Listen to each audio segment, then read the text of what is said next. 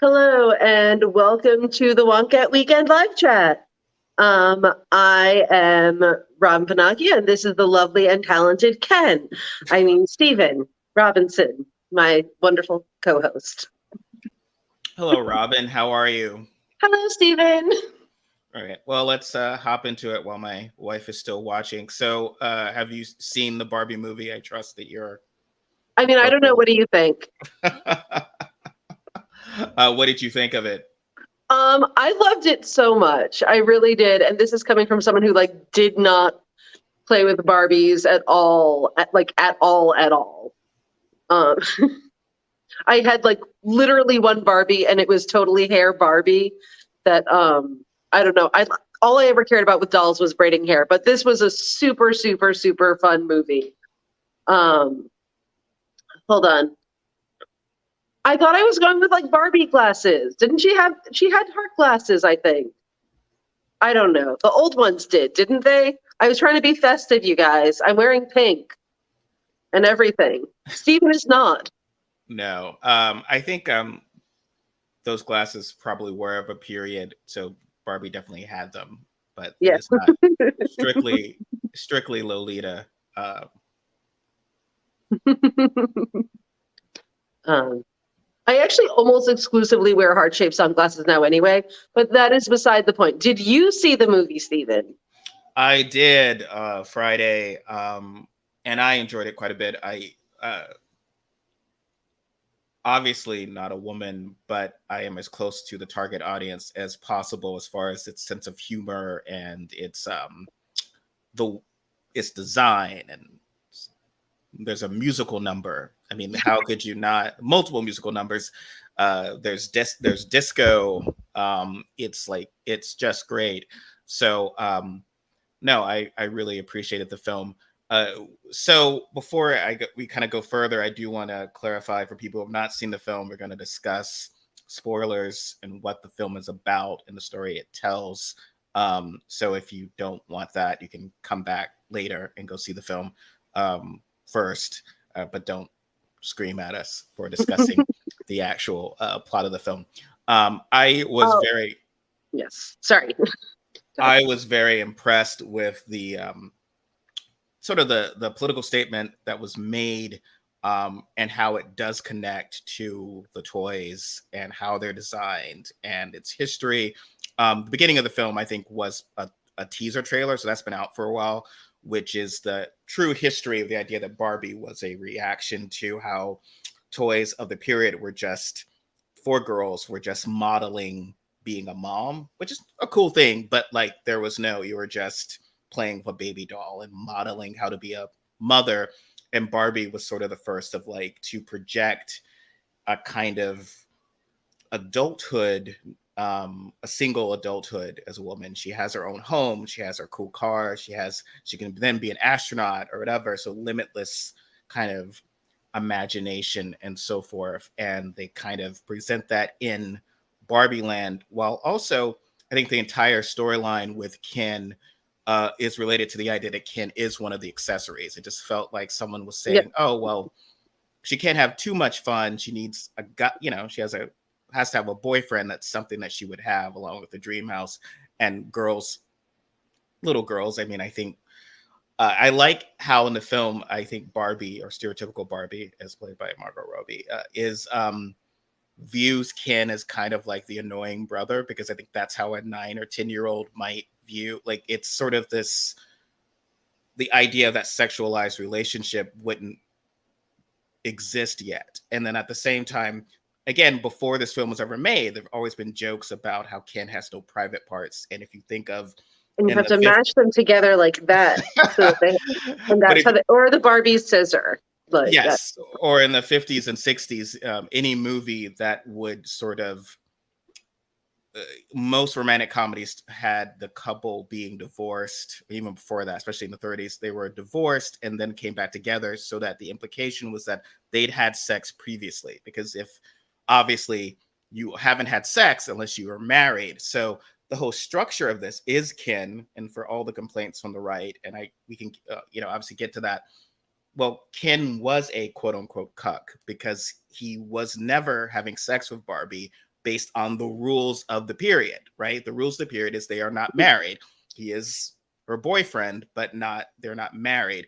And so I find that fascinating in the sense of a lot of the backlash from people who have criticized so-called grooming of queerness to children are very upset that this film doesn't have a girl's doll wanting to have sex with Ken. Like she responds like a girl, like what, you know. And I found that fascinating, sort of Well, very what would we early do? on. Like what we like, I have no idea. So it feels like that's Ken's purpose is something that doesn't really make sense and is sort of kind of thrust, and Barbie's not interested. And she's like having fun with her girlfriends and everything. And I just find that was very smart, and that leads to the larger, which of course all of the right wingers are upset about, the larger plot with Ken being I guess you'd say red pilled, right? Like what did you think of that plot line? You know, I mean, I did think it was, it was definitely like, I don't want to say fun, but it was, I thought, like a good fun way of sort of presenting that, you know, sort of moment that they supposedly have. My only disappointment with the movie is that when they did sort of have a kiss, they didn't do it like this, which is like how dolls make out. I don't know if you're familiar with this. Well, and I said I didn't play with Barbies, but like, what was really sort of fun about the movie for me is that I took my sister with like to go see it, and I had been so mean to her when we were kids about her Barbies, and it was because I sort of had the same, you know, generally I was like, you know, it's weird to tell a 6-year-old that she's setting feminism back 50 years, which is like in retrospect, especially since I was only 10. Like I was very, you know, sort of strongly against Barbie, and she very much enjoyed Barbie in a way that I thought that like wasn't just what I thought of the way that people enjoyed Barbie was. Like she had whole ass soap operas going on. They were very detailed. They had sorry, that is good news. Like they were all named after Days of Our Lives characters, but most of them were Carrie, because she liked Carrie from Days. But you know, I thought it was, what I really liked is the way that we could both sort of appreciate it and take like, because I think every woman, no matter like what your perspective on Barbie is, you still have sort of a complicated relationship with Barbie. And I thought that was very well highlighted in the movie. The fact that, you know, yes, it's, you know, trying to be sort of feminist with the like, we girls can do anything, right, Barbie thing that was very much pushed when I was younger, when most millennials were younger, when it was like, oh, Barbie can be a doctor, Barbie can, you know, be a Supreme Court justice, Barbie wins Nobel Prizes. But at the same time, it was still like perpetuating, you know, these, you know, you also have to be super perfect looking, and you have to have, you know, giant boobs and a tiny waist and, you know, weirdly shaped feet. Like, so it was, I think no matter like where you came from on Barbie, it was never like a very comfortable, solid position, if that makes sense. Like it's hard to be like, okay, Barbie was completely anti-feminist because of, you know, the way that they built her and the fact that, you know, she was supposed to be like perfect all the time, or, you know, because you actually, I don't know, it was just very, I think, it's complicated, and I think the movie is complicated, and I think that very much complicates it. And the thing is, Ken always, you know, if you're a girl and you're playing with Barbies, Ken is an afterthought. Ken doesn't have his own plot lines. Ken doesn't have, you know, he's mostly just there to be like, you know, come on Barbie, let's go party, as the song said. And, you know, there's something very, it was very sincere, and not sincere, but like it was very, I felt like truthful to the way that young girls actually do see Barbie whether they like Barbie or not, and the way that they see Ken. So yes, I very much agree with that. Yeah, I mean, I guess one of the and the film addresses this in a way as well. The perfection is never about the male gaze, obviously being created by a Mhm. woman. But in Barbie Land or in Barbie, it's like she looks this way, but it's not to necessarily get Ken's attention. Ken is Yeah, trying to desperately find her attention.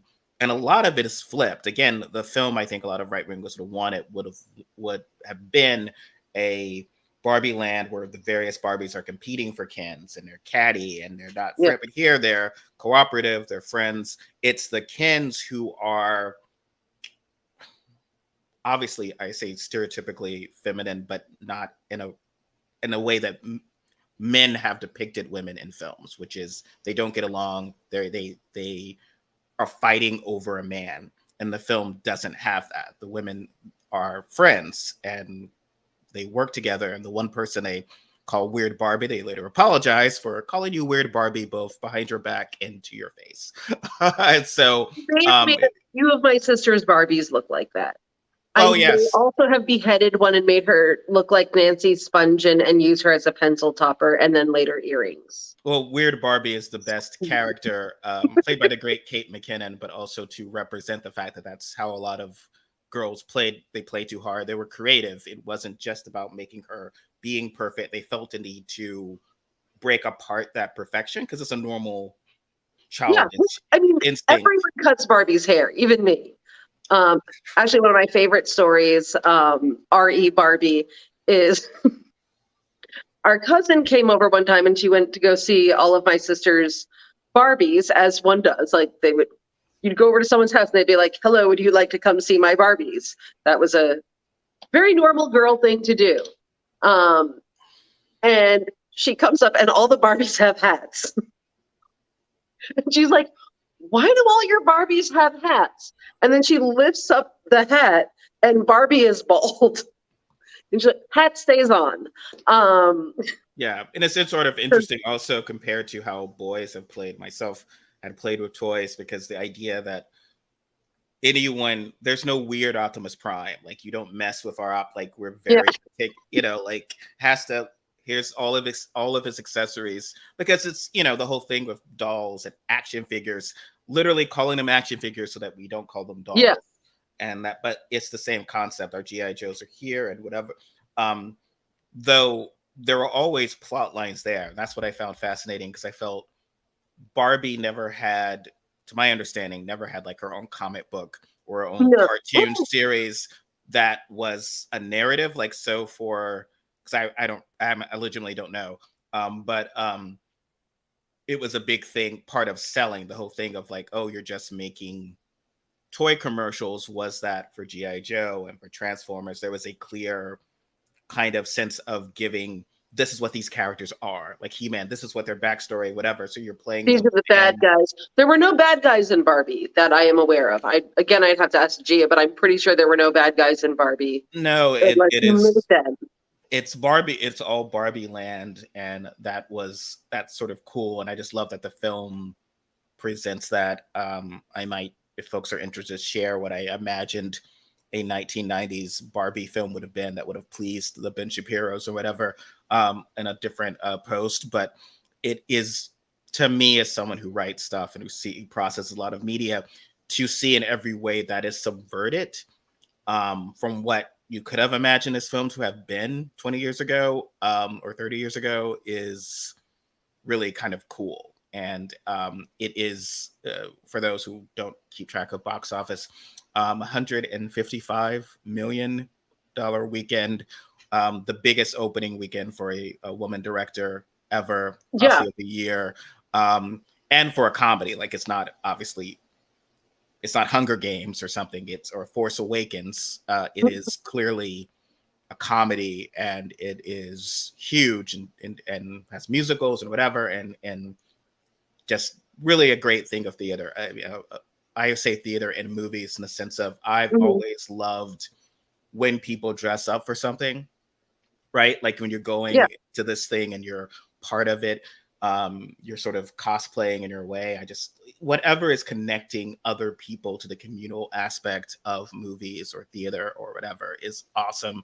And to see everyone doing that, and moms with It's their so girls or fun. whatever, is so fun and awesome. So it did very well, had an A cinema score. It's doing very well. Obviously, there are, and this will be a segue to help discuss some of the other themes in the film, specifically the Ken plot line. There are some folks who are very upset. What I loved is this. Let me show you. So this is Ben Shapiro. Trying so hard to look macho, may I just say, with like he's trying to do like the scruff, and I'm like, no, you still don't look that macho. But accidentally or inadvertently looking like Ken during his climactic number towards the end of the film. He says, my producers dragged me to see Barbie, and it was one of the most woke movies I've ever seen. My full review of this flaming garbage heap of a film will be out on my YouTube channel tomorrow at 10 a.m. So Ben Shapiro is not the target audience of this film. He does not have to see this film. He is not, like you had mentioned, Cal Smith.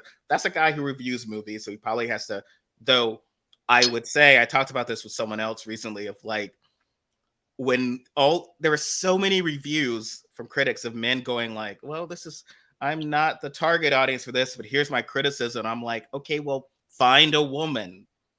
Yeah. Why is this I'm so not gonna hard? watch this movie, and here's what I think about it. Like, find a woman to talk which is about what they it. do with everything. Like the way that Stephen actually, I think, encountered me in the first place was because I did a video years ago, based off of this one guy doing a video about like my Lady Ghostbusters review. Won't see it, never will. And so I did one of like, I won't ever see Star Wars, and I explained the plot of Star Wars as interpreted by someone who has never seen it before, which I thought was fun. But it was funny, and you kept pissing people off by getting things wrong, deliberately. So he doesn't have to see this film, and it's a weekend where there is so many options. So you could see Oppenheimer, or you could see Sound of Freedom, that film that's doing well. You can see which like they gave you your QAnon film to go see your human trafficking film, and don't talk about it. He's sort of, by his hate review of this and his reaction to this, and he later had a preview of his 43-minute screed where on fire. He's setting Barbies on fire like a normal human person would do. He is reinforcing her theme. Just to see if they melt. Like that is, serial killer stuff. I'm sorry, I just never do that. It's not like I don't. No, I mean, like you gotta understand that the things that we do with our toys are just very different from the things that you guys do with your toys. I took very good care. Is it all the things you put them on display and everything? Maybe my mother would find Superman in the freezer because he'd been caught in an ice, trap or something. But other than that, I took very good care of my toys. So what I find fascinating, so one, of course, Ken is red pilled. Ken essentially, I felt it'd been great if Greta Gerwig had actually had him picking up clearly this MRA stuff. Like a lot of it is larger themes of men ruling the world, but not, I think, specifically Ben Shapiro, because that's what this is. It's sort of what I find really cool about the film was that Barbie Land, as originally presented, and how the Kens interact in Barbie Land is what Ben Shapiro, Charlie Kirk, all these Fox News people insist is happening right now. Yeah. Every time they insist that that's been turned into Barbie world and men are powerless and cucks and betas, and they use this terminology. And then what happens to Ken when in the real world, where he sees a world of men in charge, they that's all Ben Shapiro and these guys do, is sort of getting these disturbed, angry people, because Ken can't make it work. He sees that men are in control, but he tries to do it in the real world and keeps getting rejected because he's not qualified to do anything. And so then he gets angry and goes back and conquers, which is just what these Where he guys. doesn't need an MBA or, a doctorate in order to perform surgery. So Shapiro is this, and this is what the world is being presented as. The stuff that I'm just trying to keep a track of like the derangedness that's come from these guys. One guy was doing a whole thread about how anti-male the film is, which is not, but he goes in such detail. And one, he's like, he gets very upset that as when Barbie immediately arrives in the world, men in Santa Monica are being predatory towards her, and she's reacting to this, which is like the real existence of women. Like if you have been in Barbie world looking like Margot Robbie and you come into our world, within 5 seconds, you're going to be like, what the hell is going? She lived in a world where how she looked and her parents, no one was sexually, there was no threat of sexual violence. And so immediately, of course, in a public place, and she's in her great little roller skating outfit, of course. Then there was the guy who said, obviously Greta Gerwig went over the top of her anti-male feminist creed by having a man spank Barbie's ass because no man would do that. And then like I just go on the Google machine in 5 seconds, and there was an incident in California where a guy smacks a woman's ass. He's a marathon runner, and she's a reporter. He smacks her behind, and it's on film. So forget what's happening to women, but also you by could just men, whatever. Talk to a woman. Yes, like he could just have confirmed that, but like literally, like not like someone's anecdotal information. There is clear, documented evidence this stuff happening, and it happens with racism as well. Like people were, Ben Shapiro said that no one would ever say, "Can I get a smile, Blondie?" And I'm like, I have. That's just where I will say. Street harassment isn't as bad as it once was because, there was that huge reaction to it. And I think that more men are aware that, like, it's not okay to say, like, hey, can I see your tits when you're walking down the street? However, no, if you walk around not, like, without a smile on your face, some man is going to say, like, can I get a smile? Like, that's just, or you're pretty when you smile, or something to that effect. When, let's be real, if we walked around smiling, we would look insane. Yes. Well, that's what I loved as someone who doesn't walk around smiling, and I got a credit for that, even as a man. And Rick Steves was talking about how, like in France, like they look like if you were, or Germany, if you walk around with a smile on your face, they think you're out of your mind. It's like these are my countries. I have my serious expression on all the time. I don't need. Unfortunately, on street harassment, Italy is your place. I hate to speak poorly of my people, but Jesus Christ, like. Yeah, that's alas, and it's not good. But there is also the subversion of the fact, not that women deserve to be treated a certain way based on how they dress, but Barbie's dressing in her traditional Barbie stuff, and she looks like this is going to happen. And the fact that these men were, it reminds me when Ben Shapiro specifically said during when Meghan Markle talked about how someone in the royal family asked how her child, their first child, about the potential color of the skin, was just kind of asking about it. He was like, who would ask that? That's a lie. So he couldn't believe it. He believed Meghan Markle was lying because it was just so out of the question that a family whose entire power structure is based on that by some bloodline, we are better than normal white people would not be worried about that bloodline now having someone who looks like me, maybe. Like the idea that he would not, and this is just very. I mean, I can personally picture you with a crown. Honey, you should see me with a crown. Moriarty said. So Shapiro, I will not play any of his review because his voice is torture. But he has. Speaking of his voice, may I interject here? one of his big like owns was, oh my God, there's a trans woman in it and her voice is deeper than mine. My voice is deeper than yours, but than Ben Shapiro's is.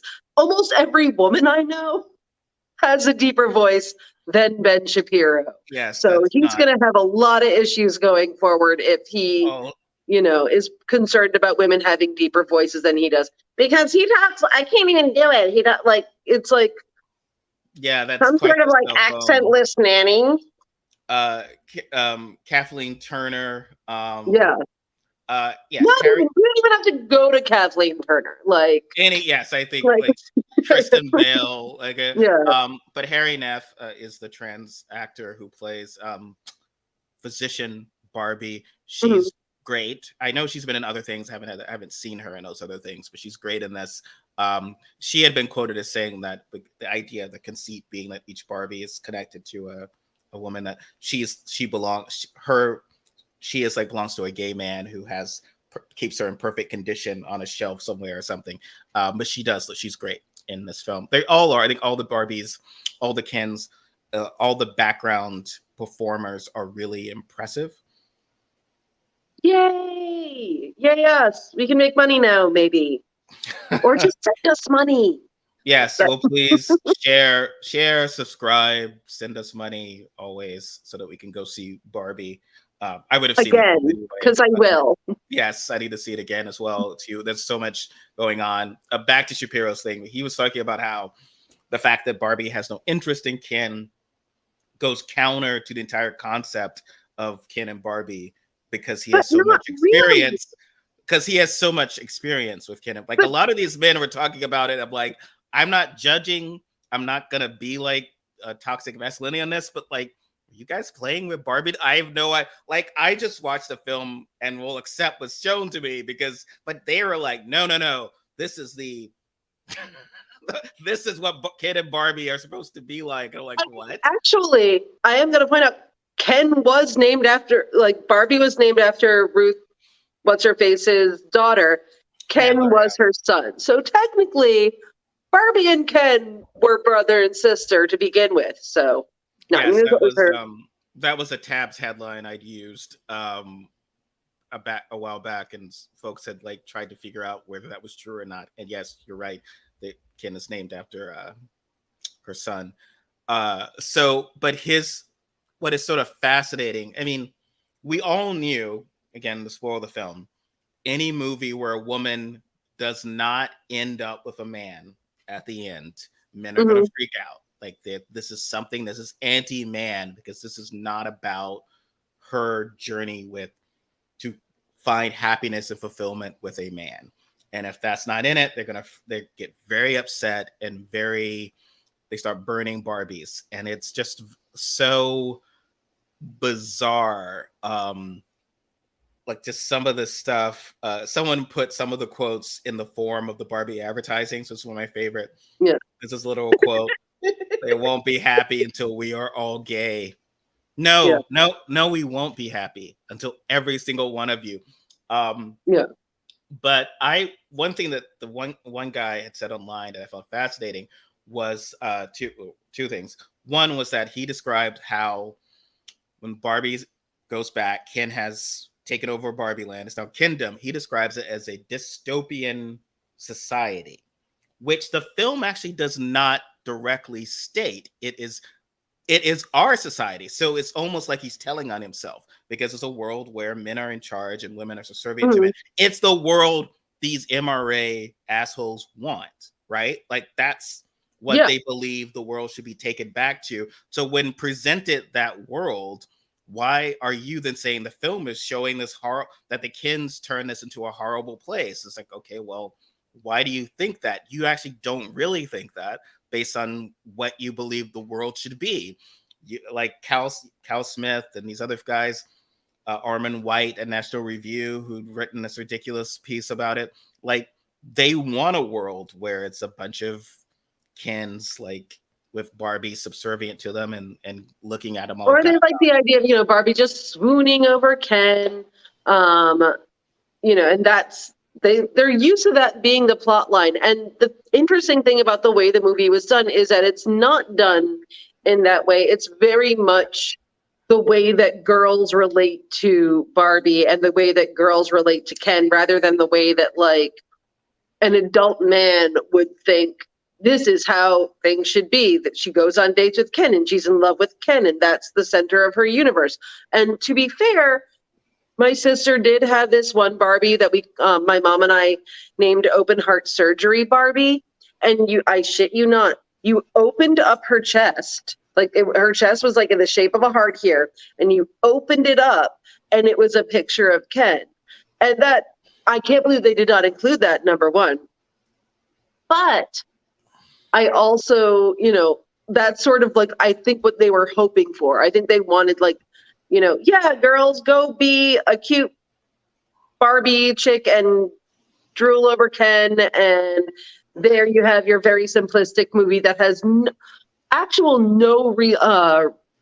on. Again, cannot take credit for that. It was my mom, but we called it that.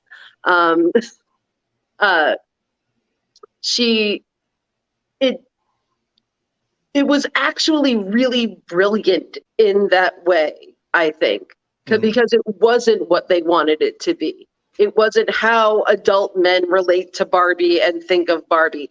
It wasn't even really like how, women like me, maybe who did not play with Barbies and were kind of dicks about it, relate to Barbie. It was like how the girls who actually enjoyed it did relate to that.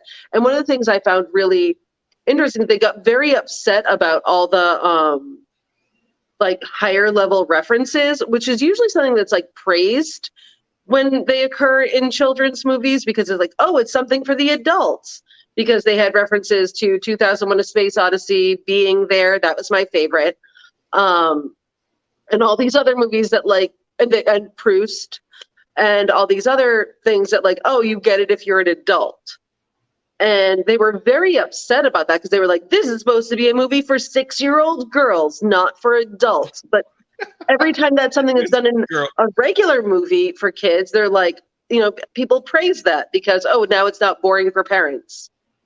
The Ken storyline, again, is fascinating because also so many movies, especially in the 90s, we list just two. So American Beauty and Fight Club are all movies about a man who is feeling oppressed by what is either overtly stated in American Beauty and somewhat less overtly stated, but still present in Fight Club, an overly feminine society. And real men need to rise up from that society. It's about the guy becoming a real man or whatever, and usually by working out. So you have him working, so you see Ken working out. He's towards the end, he's got like the white coat mink or whatever, which is sort of almost like the final boss look of Tyler Durden in Fight Club. So it's really like hinting at these things of this entire, what men have all stated as being about being red pilled, coming up and whatever. And that was sort of lampooned. So we showed it, it was done. And then the Barbies rise up and take them down. And they were very upset about that. They're very upset with, I guess, the hard to be a woman speech. I guess they felt like that was a big feminist statement, and they used feminist logic to deprogram the Barbies. And they're just so upset. They're just very angry about how that worked. One of my favorites was that one of the guys said that it was then they reimposed the matriarchy, which I found fascinating, again, because it is not a matriarchy in a way that our world is a patriarchy. It is, because when you talk about a patriarchy, and again, what was shown in Kingdom, it is clearly putting women in a second-class situation. Like, we are imposing you are second-class citizens. And the matriarchy, that's not Barbie Land. There was nothing about what we saw in Barbie Land at the beginning and end of the film that says that they are directly like no one was imposing. Coming to the Kens, save for the fact that they weren't fucking them. Which, exactly. They view as tyranny. You will not give us what we want.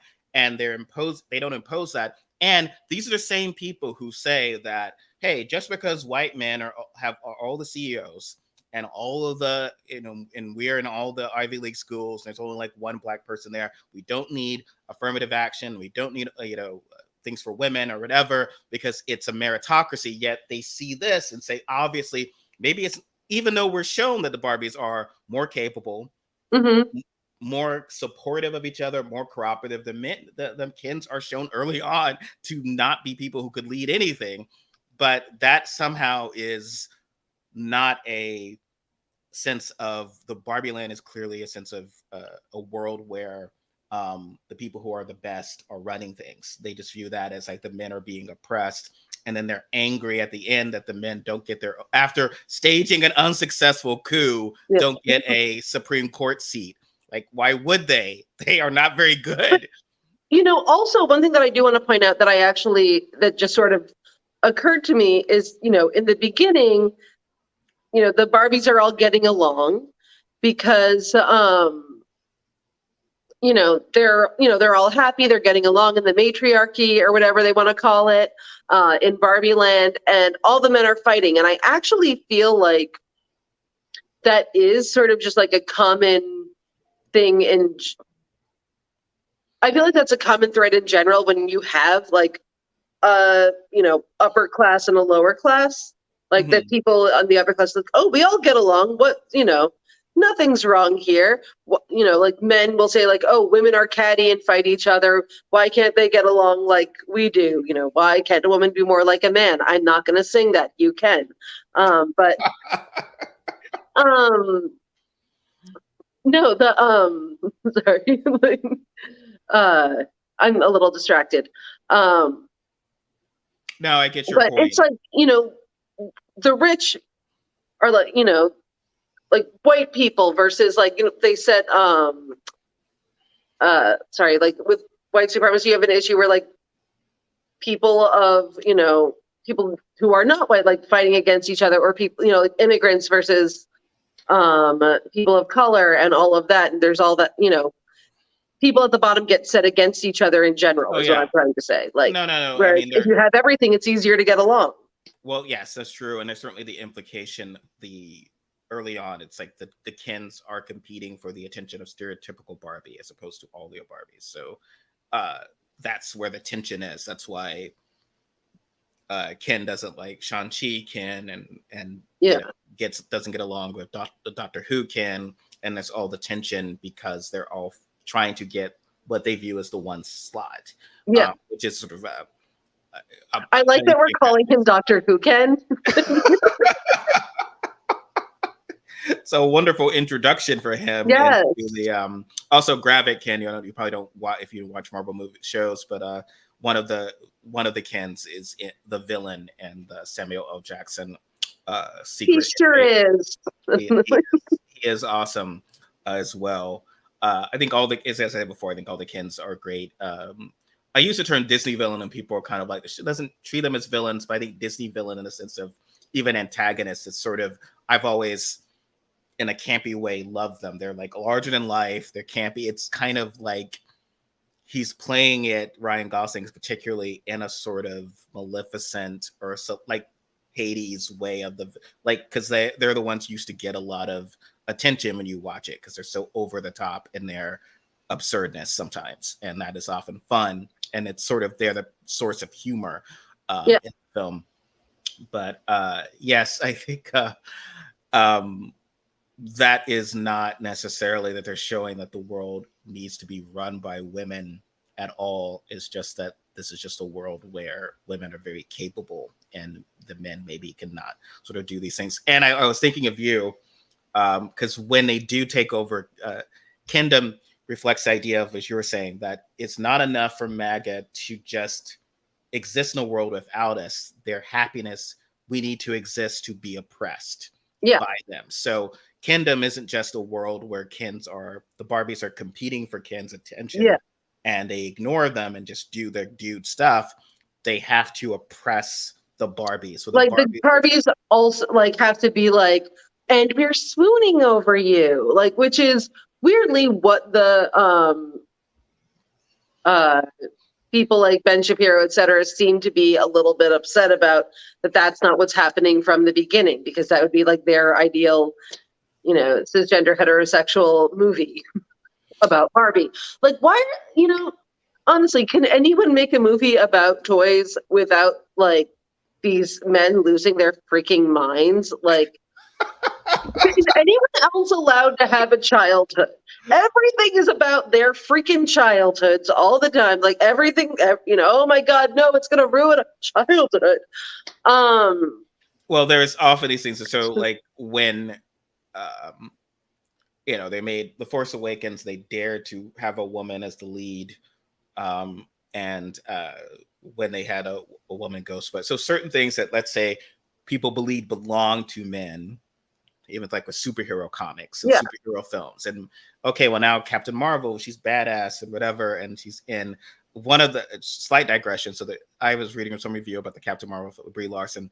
People, the right wingers, men hate. There's a scene where again she comes out. A guy says, "Hey, smile." And she beats the guy up and takes his outfit and rides off on his bike. And they're like, "Oh, that's so mean. That's all. How dare you?" And it's like, oh, come on. If Hugh Jackman as Wolverine is coming up and some guy insults him and he beats the crap out of him and takes his jacket, you would applaud that. Like just having her do badass stuff. There's a sense of subservience that you need. Like a woman must be being nice to a man. Same with people of color as well in a movie. If this character isn't being nice to a white man, and to the point where I think it's often a note in scripts, where is he being nice to a white guy?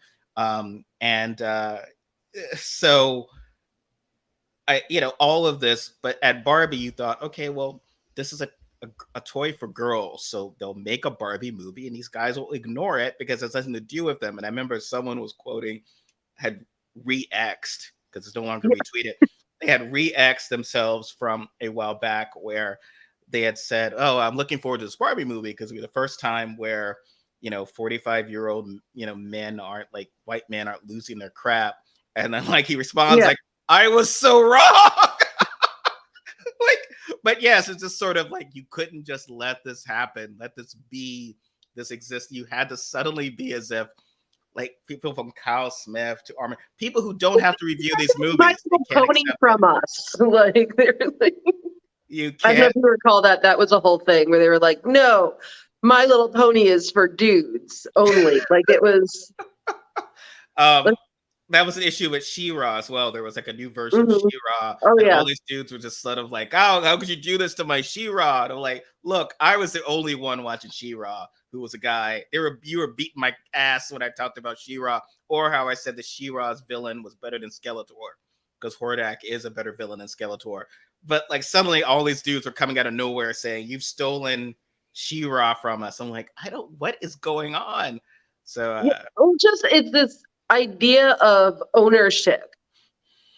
And it's like, I feel like there are certain men who just feel like they should have ownership over everyone's childhoods. Like it was just, it's very odd. I would like to point out, by the way, just as an aside here, that the guy who wrote the Wall Street Journal article about why Barbie is, because of course they got a guy to do it. Of course, like in all these conservative publications, they're like, let's get a guy to write this, and the guy they chose to write this is this guy Kyle Smith. Sorry, I'm just like freaking Kyle is the same guy who once wrote an article, and it's one of my all-time favorite hate reads, about how women can't understand Goodfellas because of how we don't get good-natured ball busting. And the guys are just like, they like each other and they're friends and they're just broing out. And it's kind of like, hey, no, that's not really what Goodfellas was about. I don't understand. That was really not the gist of that particular movie. Also, dude has nowhere near enough vowels in his name to be telling me that I don't know, or any other person that they don't know anything about Goodfellas. That being said, that was kind of the thing that, he got puffed up about, with the Barbie movie, because it's like, oh, well, men are just like left out and no one cares. This isn't a movie about us. And it's all like, but none of okay, their so but you none of their favorite got movies are about Goodfellas, women. which not like, sir, that is not your culture, Kyle Smith, to begin with. But you're like, why is this? But I mean, women enjoy Goodfellas. I have friends who enjoy Goodfellas. They enjoy Godfather. Yes, I get that. But you understand, I think this is something these guys don't get, is that these films have nothing to say about women that is not often negative. It's Yeah, not about women. It's not told through the perspective of women. There's often like one woman in the film, Glenn Glarigan Ross, another film I enjoy, a play I enjoy, but a book. It has nothing to do with women other than women almost to the point being an antagonistic force without being present, which is quite yeah. the trick. But they don't get that. So, and I've noted about how I was often the plus one for my female friends to see things from The Devil Wears Prada or Bridget Jones or whatever, because their boyfriends wouldn't see it with them. And it would be like, well, okay, the day before she went to, your all day sporting event, but you won't see this movie with you're gonna let her have to go see it. You won't see this with her. She wants to see it. And guys who are freaking out about not wanting to see 50 Shades of Grey. Yes, it sucks, but if someone enjoys it, see it. But this whole thing of anything that is not specifically targeting them, they can't appreciate it, or appreciate it might have value that is like they'll accept. The Godfather is this classic that's of brilliance, but Pride and Prejudice is just a chick film, which is not. And that to me bothers me. It's like, that's just not cool. I mean, in general, men are sort of raised to see, like, it's like, yeah, it's normal if I see Goodfellas, even if, Kyle thinks it's not. But like, men are very much socialized to believe that, even seeing a movie like this is a direct threat to their manhood. And, so therefore its existence, the fact that it's doing really well, is an attack on them. And so, oh no, if I go to see this, then like, I guess I'll just turn gay. Or it's like I just turned gay all of a sudden. But it's just that very much is like strong idea that like, I can't watch that because it's for women. And, that's part of the reason why men like Ben Shapiro, etc., who, by the way, I'm sorry, watches a lot of musicals for a very macho guy. Yeah, like that man brings up Les Mis more than we do. It's like that's why they, don't learn to relate to women. So they assume that like, oh, women can't relate to men the same way that we can't relate to women. So therefore they can't understand Goodfellas like we can't understand the Barbie movie. And that's not necessarily true, because like we have to be literate in man in order to function in this world. Yeah, like I can write about white men because not only I watch an entire media of like white men talking whatever, and I exist in speak, like it's impossible for me to exist in a world without seeing or interacting with white men. So it's not sort of a both sides. It's like the white guy. It's like, well, why can't I write this black experience film? Like, you've never met a black person. Yeah. I'm the one black person you met. So that's going to be a really weird story. Shapiro's. Hold on, wait. I would watch the Stephen Robinson story on Lifetime. Like that's what. So Ben Shapiro is also apparently one of his secret supervillain origin stories is that he had wanted to write for The Good Wife, and he heard that he was not allowed, not because he can't write or for damn and has no creativity or imagination, but it was strictly because they Googled him and learned he was a conservative. And so, well, why? That's an overtly woman-centered show. And so maybe they would think that, this guy who's not particularly very feminist and kind of doesn't really get women at all, maybe it's not the best fit for the show we are doing. He feels deprived or denied, whereas like I would accept like, okay, I probably shouldn't write for Seventh Heaven. I'm not like a big Christian guy. I did write a spec script for it, but that was all parody, so I will. That is another thing that my sister was correct about, that I was not. That show is hilarious. Oh my god. That is, I mean, like, honestly, like, crying, tears. One of the funniest shows that has ever been on television. I just like Jessica Biel, right? Like she was sent, her character Yeah. was sent to boot camp or something with her grandfather because she was caught smoking a doobie or whatever. Like, Yeah. like it was so weird. You got to go live with the colonel now. And they call him the colonel. Okay, I don't know actually like any plot points. I just watched like some That's just bits what and I it was was funny. aware. I was aware of because that was when she was very like she was off the show for a while, so they had to figure out how to write her off. So that was the secret. That was the big storyline. Apparently, again, not a show I watched a lot, but it was like I don't know why I was aware of. There was a period where before Facebook, Twitter, or whatever, where you are bored at 6 p.m. right, or bored at 11 p.m. and there's stuff in reruns, and it's like, okay, and you watch a bit of it before going to meet people. Now I just feel like there's all this stuff I would never watch now because I have access to do other things.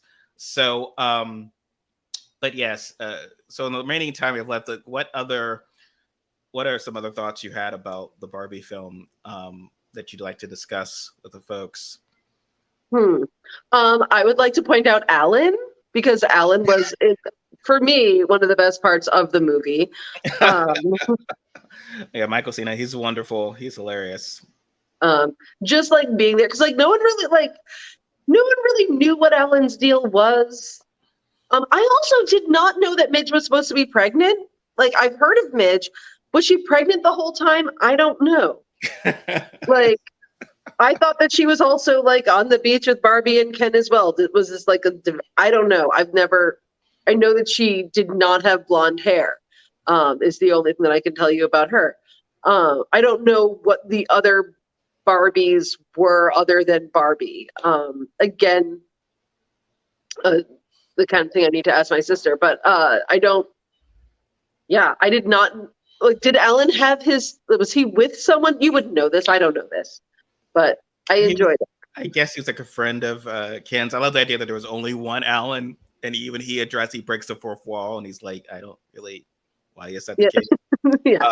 I do like, not necessarily about the movie, but like everyone in the audience was so happy. Like, that's what we need more. That's what we need more of. People like having a good time.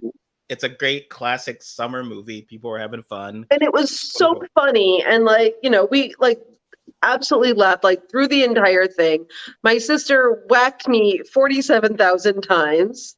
Did you see that? And it was just like, it was such a nice experience. And when everyone got out, everyone was talking. Like, it was just very like nice communal experience. And I haven't been to a theater since like pre-COVID. So that was cool. Also, they have sparkling rosé in bars in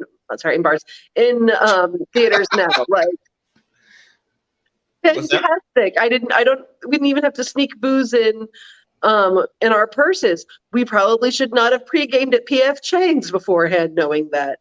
Was that one of your kind of the hip Chicago spots that you went to, or PF Chang's? No, not PF Chang's. I'm talking about the movie theater.